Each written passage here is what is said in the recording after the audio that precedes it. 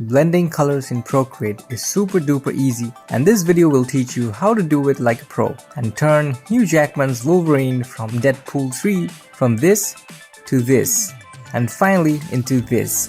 All this with the help of just one single tool. Super easy to use and even easier to learn.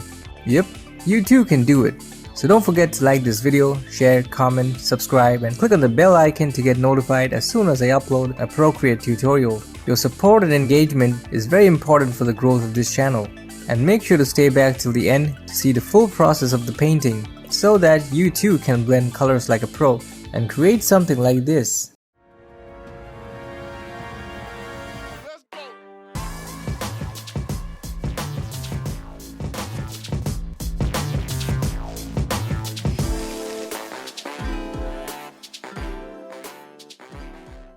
Hello what's up peeps, this is the Geek Artist back again with another video, and before we dive into the fun stuff, which is painting Wolverine, we will quickly learn the basics of blending colors in Procreate first.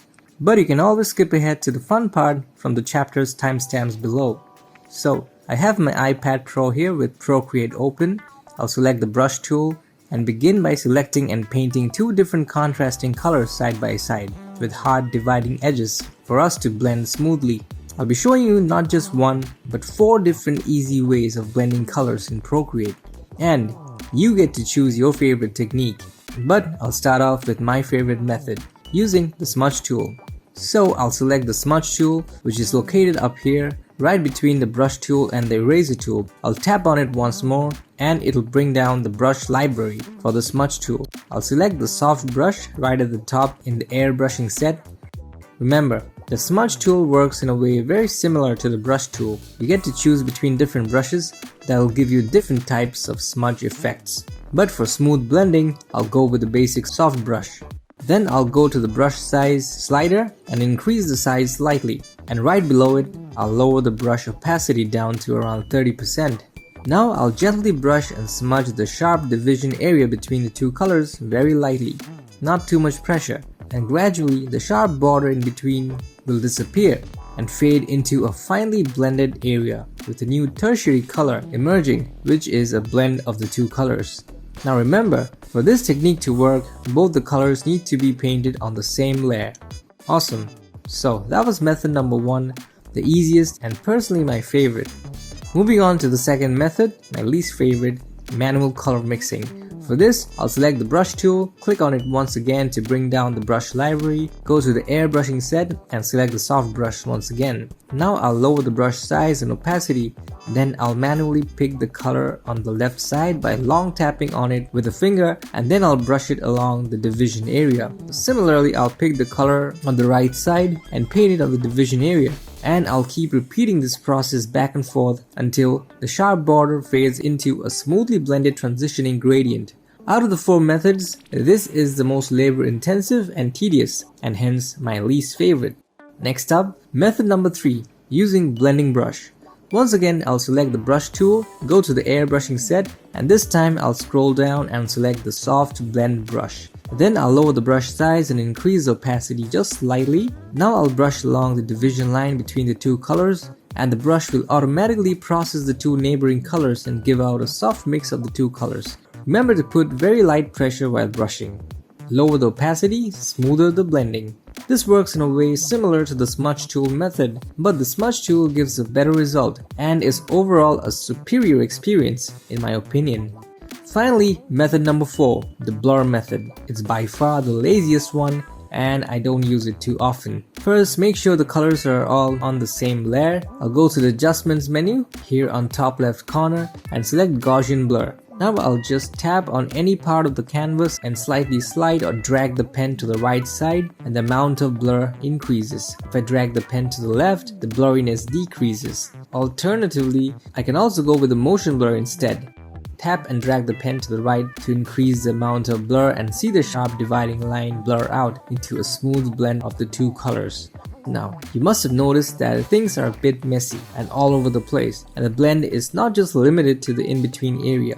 It's spreading to the outer edges too. In order to keep things neat and tidy, I can make use of the clipping mask. So I'll create a new layer, select a fine hard brush such as Syrup in the inking set, and try to paint a neat rectangle. I'll make sure it's a closed shape and keep the pen touching the screen for a while, and boom, it fixes itself and becomes a near perfect rectangle with straight lines and 90-degree angles. Now I'll just drag and drop the color in here like this to fill it up. Now I'll add a new layer above this, double click on the thumbnail and click on clipping mask from the pop-up menu. This will clip the new layer onto the base layer with the rectangle in it. Now whatever I paint on this new clip layer stays bound within the area of the base rectangle layer. Neat, right? I'm painting two different colors here so that we have a sharp border between.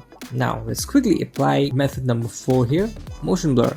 And look how neat the result is with nice smooth blend inside the rectangle area. Nothing leaking outside. Now let's try the smudge method as well. Nice and easy. Beautiful, smooth and neat blend. Now with a soft blend brush. Great. So if you're still here and you have watched the video this far, then congratulations. By now you have become a master of blending colors in Procreate. Now it's time to put our newly acquired super skills to test with an example of a practical application, which brings us to the fun segment of the video where we will blend colors and paint Hugh Jackman's Wolverine from Deadpool 3. So here's the Wolverine sketch I drew. Since the video is about blending colors, I won't waste any time showing the sketching process. I've also prepared a basic color palette for reference on the left side, mainly for the skin, hair and the suit. I'll first log the color palette layer so that I don't end up painting on it by mistake. Now I'll create a new layer and drag it below the sketch layer. I've also logged the sketch layer for the same reason. Now I'll select the brush tool and select Studio Pen Brush from the inking set. Remember the clean rectangle I drew while demonstrating how to blend colors? I'll be doing that now, except it'll be for the whole of Wolverine and no rectangles this time, just flat color shapes that will act as the base for us to blend colors on top of with clipping masks. So I'll pick a mid-tone color for the skin, then follow the sketch and paint along it to create the shape of the left shoulder. No need to worry about the inner shape's neatness as long as the outer side is accurate. Then I'll drag and drop the color to fill the area inside. Now I'll repeat the same process for the right shoulder and then for the face as well. The ears too. I'll pretty much do the same for the hair and the rest of the suit too. So here's the time lapse. Awesome. So here we have Wolverine with the basic blocking done. Time to add some more flat layers for the shadow and highlight colors. I'll go to the skin layer, create a new layer above it, double tap on the thumbnail and select clipping mask. Then I'll pick the darker skin tone. Now I'll paint the area of the shoulder that will be in the shadow. Drag and drop color to fill it up. I'll treat this as if there's a light source above Wolverine, slightly to the front, so the lower surfaces will be in shadow, whereas the upper surfaces will receive light. I'll proceed keeping this in mind. Next I'll create another layer in clipping mask and paint the darkest shadows. Then I'll create another layer and paint the highlights on the top side of the shoulder. And finally I'll create one more layer and paint some strong reflective highlights. Next I'll pretty much do the same for the rest of Wolverine, so here's a time lapse of that. Notice how this is turning out to look like a cel shaded art style, similar to what we get to see in animes. And once I've done it to the whole character, here's how it looks. I'll be honest, it already looks quite cool. It's a style in itself. Now it's time for the real fun, blending these shapes and colors until we have a smooth, polished and realistic looking Wolverine. I'll select the smudge tool and select the medium brush, not the soft brush because I want a nice mix of hard and soft blends. Now I'll increase the brush size and keep the opacity around 25%.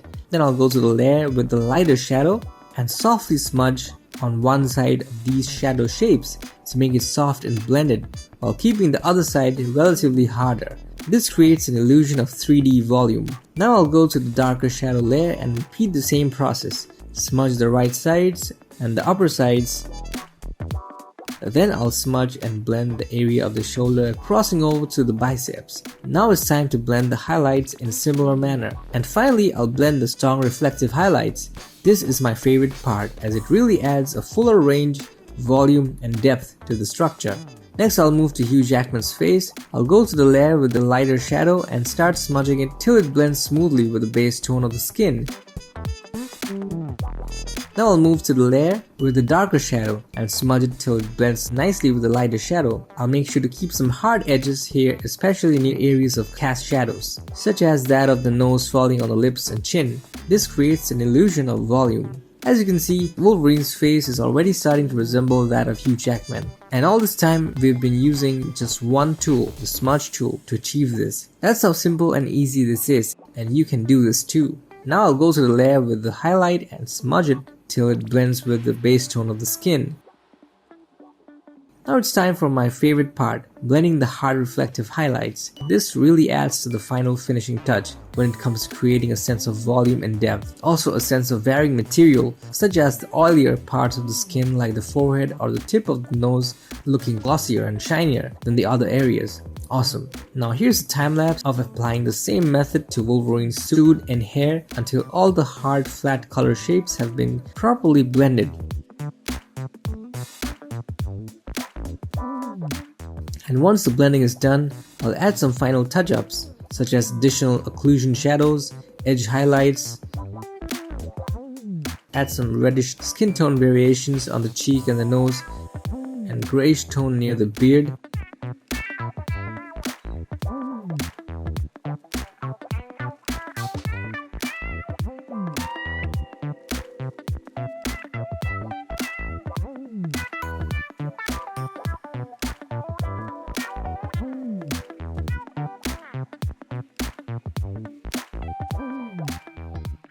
And paint some extra strands of hair on the beard.